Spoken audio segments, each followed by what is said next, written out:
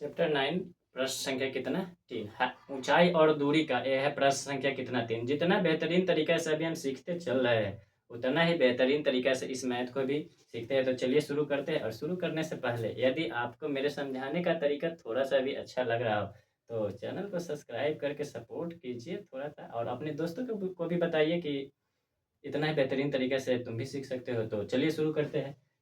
इसमें 3 नंबर में बोल क्या रहा है, एक ठेकेदार बच्चों को खेलने के लिए एक पार्क में 2 फिसलन पट्टी लगाना चाहती है। 5 वर्ष से कम उम्र के बच्चों के लिए वह ऐसी फिसलन पट्टी लगाना चाहती है जिसका शिखर 1.5 मीटर की ऊंचाई पर हो और भूमि के साथ 30 डिग्री के कोण पर झुका हो। जबकि इससे अधिक उम्र के बच्चों के लिए वह ऐसी फिसलन पट्टी लगाना चाहती है, मतलब बच्चों के लिए वह 3 मीटर की ऊंचाई पर अधिक ढाल की फिसलन पट्टी लगाना चाहती है जो भूमि के साथ कितना डिग्री 60 डिग्री के कोण बनाती हो। प्रत्येक स्थिति में फिसलन पट्टी की लंबाई क्या होनी चाहिए। इसमें ऊंचाई बता दिया हुआ है। देखिए फिसलन पट्टी मतलब हम आपको एक एग्जांपल से बताते हैं।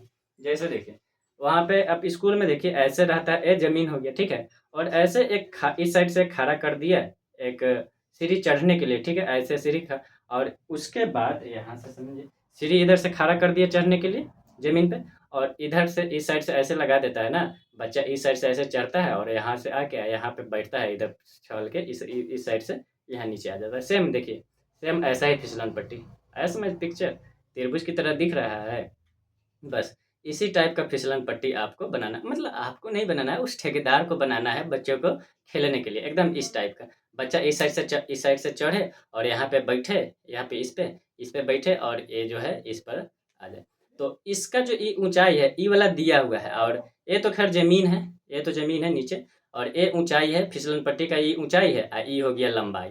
तो हई है वाला हई जो मार्कर देख रहा है ये लंबाई, इसको हम माने तो इसी का निकालना है।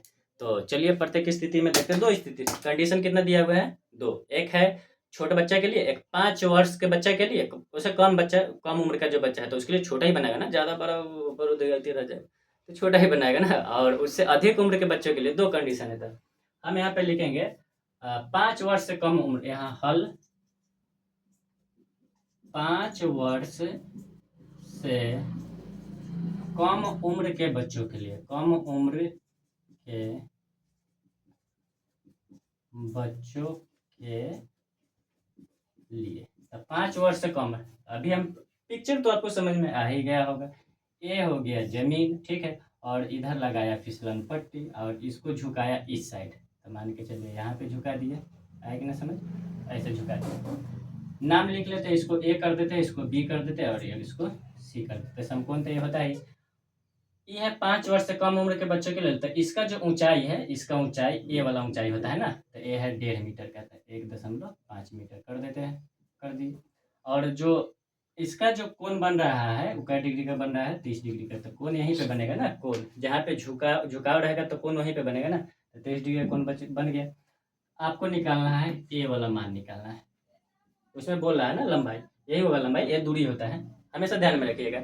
इस साइड ऐसे जो खड़ा है इस, ये हो गया ऊंचाई, और ऐसे जो जमीन पर फ्लैट है इस इधर से इधर, ये हो गया दूरी। और इस साइड से जो कोण के साथ जो झुकाव रहता है ना, हमेशा कोण के साथ जो रहता है वो वाला हो जाता है कितना, उसको बोलते हैं लंबाई।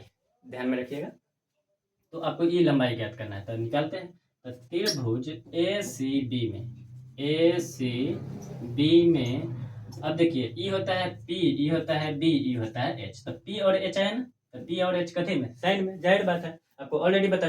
इसमें सोचने वाला बात है ना कि साइन निकालेंगे, कोस निकालेंगे, टर्न निकालेंगे, नहीं बताया पी और एच साइन में। तो क्या है कि पी दिया है, एच निकालना है, तो पी और एच का कॉम्बिनेशन होता है साइन का, साइन बराबर पी बटा एच।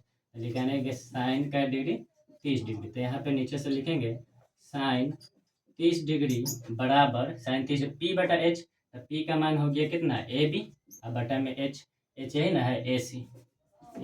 साइन 30 डिग्री का जो मान होता है वो होता है 1 बटा में होता है कितना, 2 होता है। साइन 30 का मान 1/2 होता है।